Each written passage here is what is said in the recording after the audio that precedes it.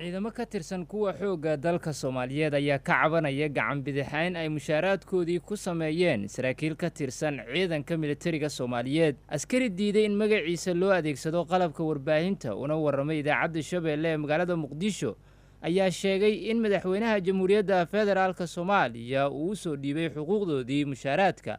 ayna ka dhageysteen warbaahinta balse aan la soo gaarsiin. waxaan arkayaa ciidamo gadoodsan oo mushaaraad la'aan ka gadoodsan ma garat waa gartay idaacadahana waxay ka maqlayaan madaxweynahooda lacagtii waa bixinay ma soo gaarin marka wax lacagii ma garat wax allaale wixii saraakiilahayo dhan waxay u diideen inay wasaaradda gaashaandhigga galaan iyo qaybta 12 abriil ma garat talisyadaas waa ay ka xanibeen inay galaan ilaa iyo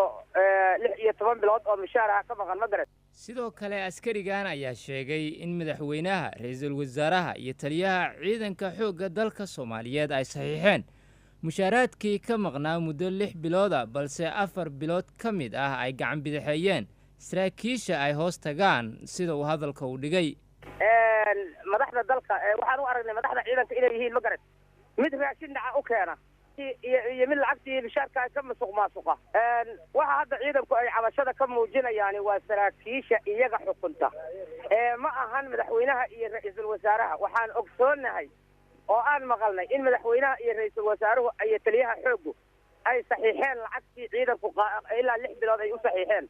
6 biloodna ay laba ka keeneen laba kamid ah afartii kalena aysan meel ku sheegin ma garat dowladda Soomaaliya ayaa muddooyinkii u dambeeyay bixinaysay mushaaraadka shaqaalaha iyo ciidamadeeda walow maanta qaar ka mid ah ciidamada dowladda ay soo bandhigeen in saraakiil xoogga dalka ka tirsan ay musuqmaasuqeen xuquuqdoodii xilli dowladda cusub ee uu majaraha u hayo madaxweyne Farmaajo sheegtay in si weyn ay ula dagaalamayso musuqmaasuqa